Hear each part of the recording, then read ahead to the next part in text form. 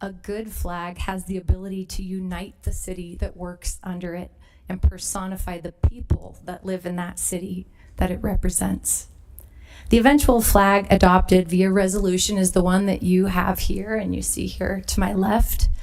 It's the same one that flies on the south catwalk of City Hall today, a field of blue over white with a white sago lily with 3 petals and the upper hoist cannon. The flag's symbolism stuck almost immediately, with people drawn specifically to the sago lily, which is emblematic of the beauty, tenacity, and resilience of Salt Lakers. Now, as you know, House Bill 77 was recently passed, and this bill narrows the types of flags that cities are able to display publicly on our government property, unless the flag meets the criteria outlined in the bill of an exempted flag. Among the exempted flags Salt Lake City is able to fly, we are allowed, quote, a flag that represents a city, municipality, county, or political subdivision of the state, as those terms are defined in state code. When this law passed, we looked at it very closely to understand how we can abide by it while still representing Salt Lakers and the values that guide us, including our long-held values of diversity, equity, and inclusion. It is not a new position for our city's fundamental values to be in conflict with the values of a majority of the legislature, who in this case voted in favor of HB 77. This place of misalignment is something that we are actually built to navigate through the United States of America's design. We can have conflict. Indeed, our nation was built to exercise the capacity for such disagreement and be better because of it. We can decide to disagree respectfully or disagree better, as our good governor often says. As mayor, I have a duty to lawfully uphold the values of our nation, state, and our city. I know that the values of diversity, equity, and inclusion are not only right and just, but they are fundamental to America, even through all its struggles to uphold them. I am not interested in any debate about the rightness of these values. They are American, they are ours, and they are right. How they are implemented is the only matter in question. We are in the business of improving the day-to-day lives of our residents and our future residents. It's a work that comes first from the heart. And I have had the honor of hearing from countless Utahns from all walks of life, different faith traditions, and none in particular, different income, education, race, ethnicity, gender, age, who have told me again and again why they chose Salt Lake City as their home. Because here, they are free to live lives that are authentic, honest, and respected by this community, even through our differences. In fact, it's the same reason I chose to make Salt Lake City my home. And so we took this recent legislation banning non-official city flags as an opportunity to reflect on our singular Salt Lake City flag and ask ourselves, does this do enough to represent our city? Does it alone, quote, personify the people who live in the city it represents, end quote.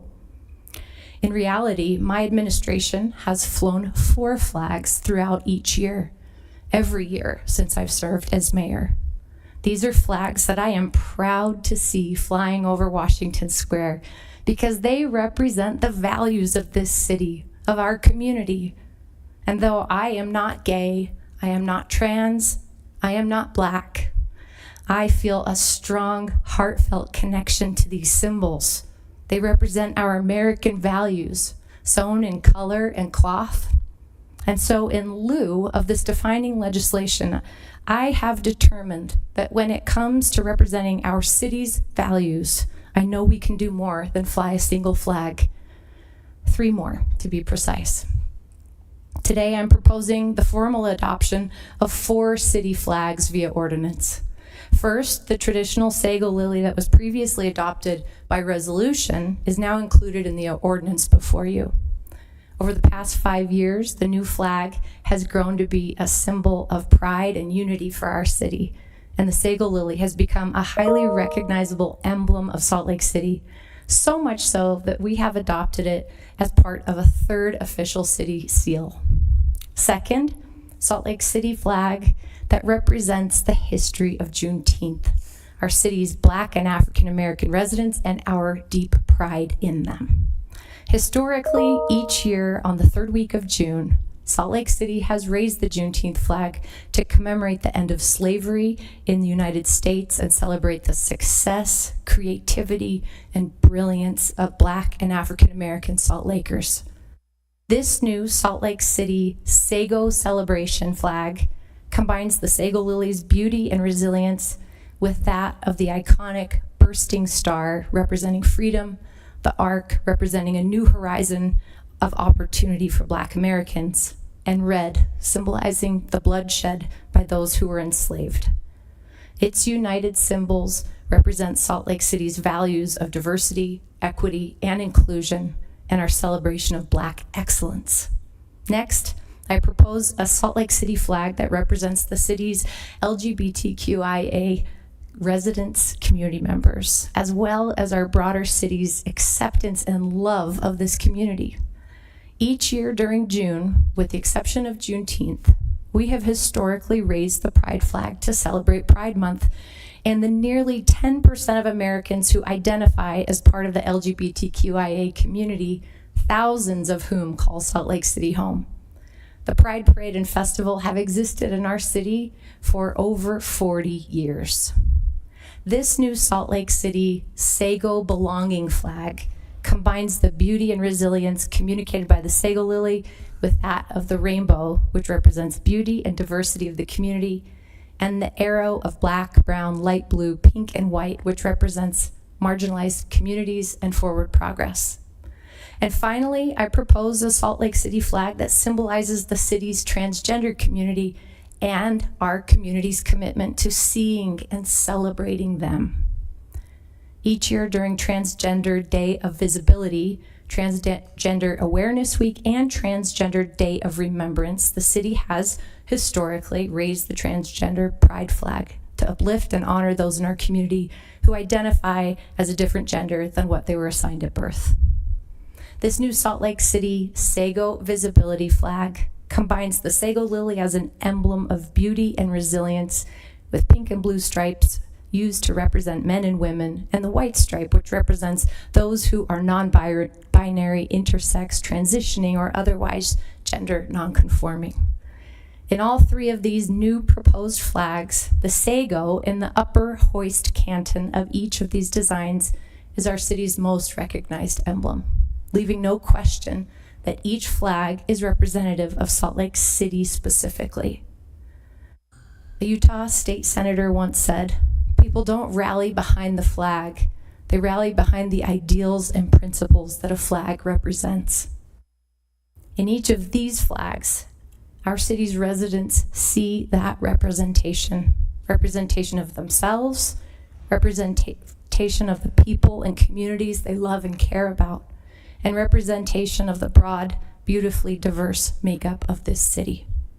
These city flags represent the ideals and principles Salt Lakers know as core tenets: belonging and acceptance, or better stated, diversity, equity, and inclusion. So a question you might have is, why today and why like this? I want to be clear with you. I have given this so much thought, and I do not do this lightly. And my sincere intent is not to provoke or cause division.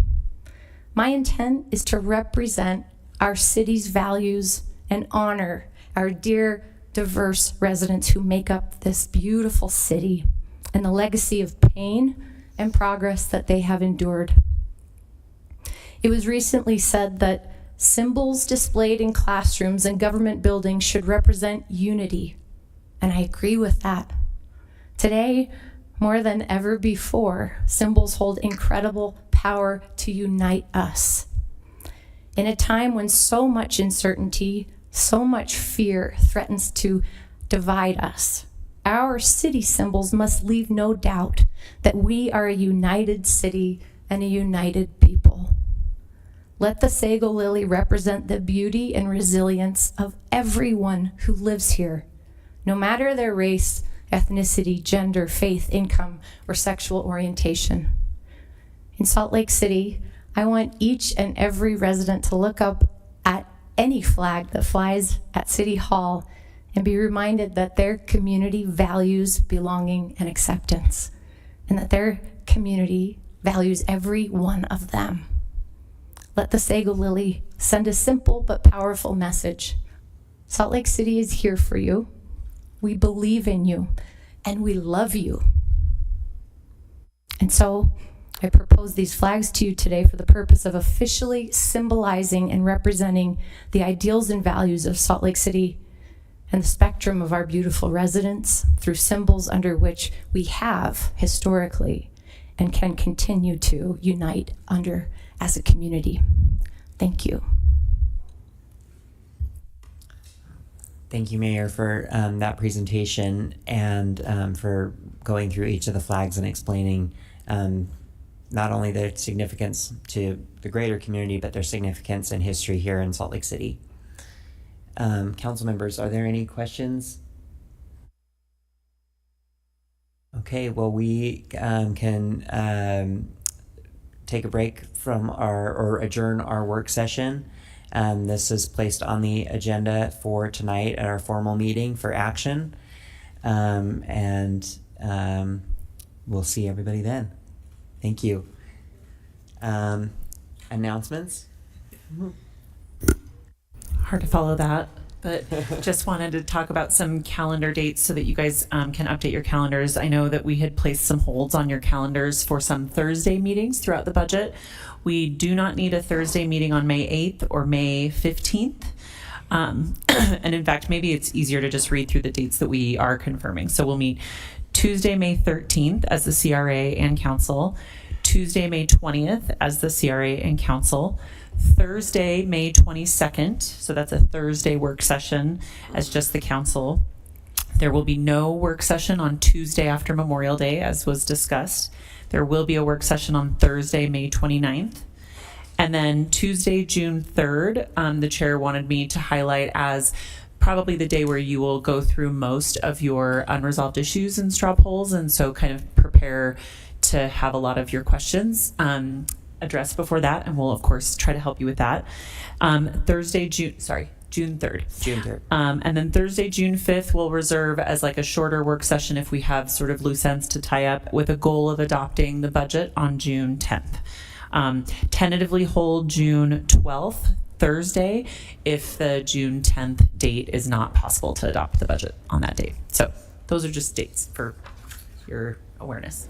Yeah. Thank you. So just want to re-emphasize, so I really hope that if there are any ideas or proposals or thoughts that you haven't shared with your colleagues yet, that you do that before the June 3rd meeting so that we can do the unresolved issues, and then the June 5th is kind of like the cleanup loose ends meeting. So I hope that makes sense. I know we just wanted to be extra signpost that for everybody so that you can keep it on your radars and have those conversations accordingly. And one thing that I think will help with that is that there's a clipboard going around for council members to sign up for small group meetings with each other. I think that will help with kind of narrowing down those ideas. So thanks. Thank you.